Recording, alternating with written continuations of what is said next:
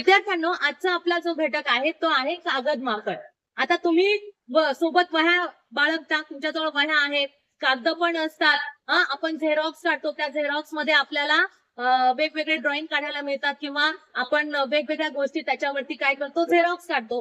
Xerox काढलेला जो पूर्ण बंच असतो त्याच्यामध्ये किती कागद असतात, त्याला काय नाव आहे, हे आज आपल्याला जाणून घ्यायचंय. मग याच्यामध्ये काही गोष्टी तुम्हाला दिलेल्या त्या तुम्हाला समजून घ्यायच्या. तर कशाला काय म्हणतात, किती वस्तू असतात, त्या वस्तूला एकत्रितपणे काय म्हणतात हे आपल्याला बघायचंय. तर बघा, 12 वस्तू. किती वस्तू? 12 वस्तू. 12 वस्तूला 1 डझन म्हटलं जातं. 12 वस्तूला काय म्हटलं जातं? 1 डझन. जसं तुम्ही बघितलेलं आहे की 60 मिनिटं आहेत, 6 मिनिटाचा काय होतो, 1 तास होतो, बरोबर. 60 सेकंदाचा 1 मिनिट होतो. तसंच 12 वस्तूंचा काय होतो, 1 डझन होतो. मग 2 डझन मध्ये किती वस्तू येतील?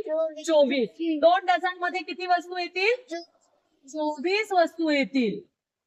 आणि जर तुम्हाला 12 डझन विचारले, मग 12 डझन मध्ये किती वस्तू येतील? 12 गुणिला 12 किती होतील? 144. 144. 144. 6 डझन म्हटल्यानंतर काय करणार तुम्ही? 6 डझन मध्ये किती वस्तू येतील? 12 गुणिला 6. मग किती होतात? 12 6 किती होतील? 72. किती होतील? 72. आता 12 डझन. 12 डझनला एक ग्रोस म्हटलं जातं. आणि त्याच्यामध्ये किती कागद, किती वस्तू असतात? 144. 144. कसं काढलं? 12 गुणिला 12. 6 डझन म्हटले तर 12 गुणिला 6.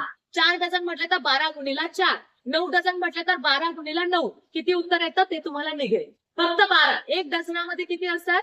12. मग ते गुणिला तेवढी ते डझन करायचे, म्हणजे तेवढ्या वस्तू तुम्हाला मिळतील. ओके, असे जर उदाहरण आले तर लक्षात ठेवा. आता 24 कागद आहेत. 1 डझनामध्ये किती कागद असतात? 12. 24 कागदाचे किती होतील? 2 डझन. आणि त्याला म्हणतात 1 दस्ता. त्याला काय म्हणतात? 1 दस्ता. 2 डझनाचा 1 दस्ता तयार होईल. मग 2 दस्ता तयार होण्यासाठी किती डझन लागेल? 2 दस्ता. Yes, 4 dozen. किती डझन लागतील? 4 डझन लागतील. 2 दस्ते. आणि मग 4 डझनचे किती कागद होतील? मग तुम्हाला सांगितलं 12 गुणिला 4 करायचं. 48. 48 कागद होतील. मग त्याचे 2 दस्ते तयार होतील. मग 4 डझन, बरोबर. मग आता इकडे बघा, 10 दस्ते घेतले. एका दस्त्यामध्ये 2 डझन आणि 24 कागद असतात. मग 10 दस्त्यामध्ये किती डझन होतील रे? 10 दस्ते. 10 दस्त्यामध्ये 10 डझन होतात. आणि किती कागद होतील? 240 कागद होतील. किती कागद होतील? 240 कागद होतात. आणि 20 दस्त्यामध्ये 40 डझन आणि 480 कागद किंवा 480 वस्तू होतात. आणि त्यालाच म्हटलं जातं एक रीम. याला काय म्हटलं जातं? 20 दस्त्यांची काय असती? एक रीम असती. एक रीम म्हणजे झेरॉक्सचे जे कागद असतात ना, ते लाल कव्हरचे, त्याच्यामध्ये किती कागद असतात? 480. एका रीम मध्ये किती कागद असतात? 480.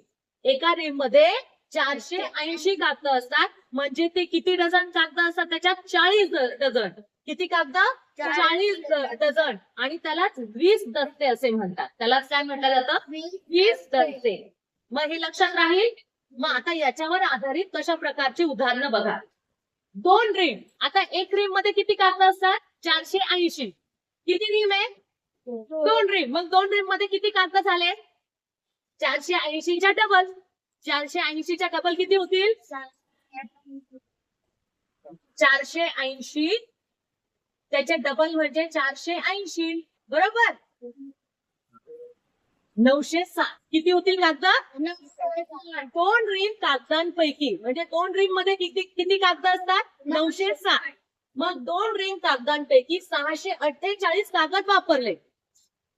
960 कागदांपैकी 648 कागद वापरले तर किती डझन कागद उरले? किती डझन विचारले. आता मग पहिले आपण कागद काढून घेऊ. मग या 960 मधून किती वजा करायचे? 648 कागद वापरले ना, वापरले म्हणजे ते संपले. मग 2 रिंग म्हणजे 960. 960 मधून आपल्याला 648 काढून टाकायचे. मग करा यांची वजाबाकी. 0 मधून 8 जाते म्हणून आपण वरून शेजारच्याकडून 1 हातचा घेतला. 6 मधून 1 दिला म्हणून इथे 5 उरले. 10 तून 8 गेले 2. 5मधून 4 गेले 1. 9मधून 6 गेले 3. ओके, 312 कागद झाले. किती कागद झाले? आणि आपल्याला काय विचारलेलं आहे? डझन. किती डझन कागद उरले? मग एका डझन मध्ये किती वस्तू असतात? 12 वस्तू असतात. एका डझन मध्ये किती वस्तू असतात? 12. मग आता 312 चे आपल्याला डझन मध्ये करायचंय. मग 12 12 12 अगदी बरोबर. इथे आपल्याला कोणती कृती करायची? भागाकाराची. मग 312 भागीला किती? 312 भागीला 12. आता 12ने याला भाग द्यायचा. मग कितीचा भाग जाईल? पहिले 2चा. 12 24. 31 मधून 24 गेले किती उरतात? 6. किती उरतात? 6. करून घेतले 2. आपण मोकळं दिलं.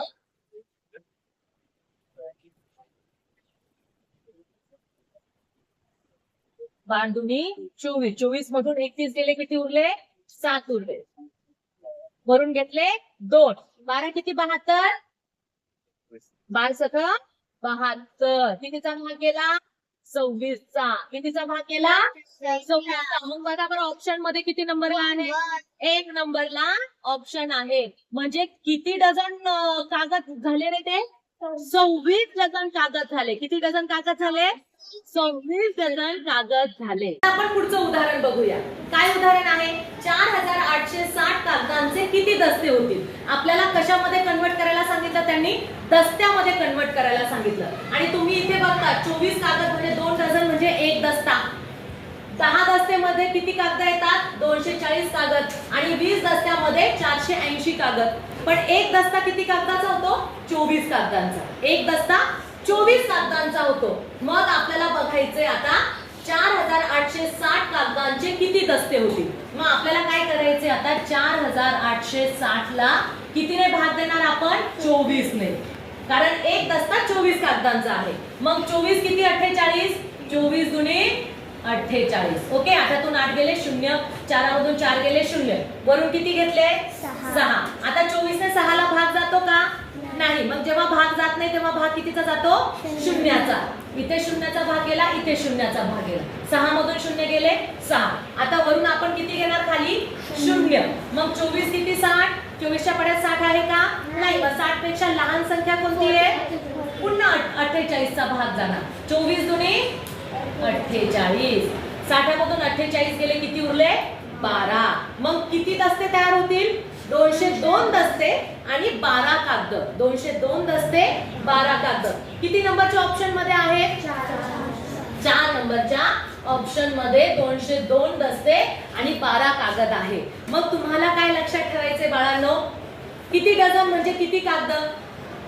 किती डझन म्हणजे किती कागद? 12 डझन म्हणजे किती कागद? एक दस्त्यामध्ये किती कागद असतात? 10 दस्त्यामध्ये किती कागद असतात? 20 दस्त्यामध्ये किती कागद असतात? मग त्याचे डझन किती होतील? हे तुम्हाला लक्षात ठेवायचं. हे लक्षात राहिलं तर यावर येणारे सर्व उदाहरणं तुम्ही एकदम सोप्या पद्धतीने सोडवू शकता. समजलं?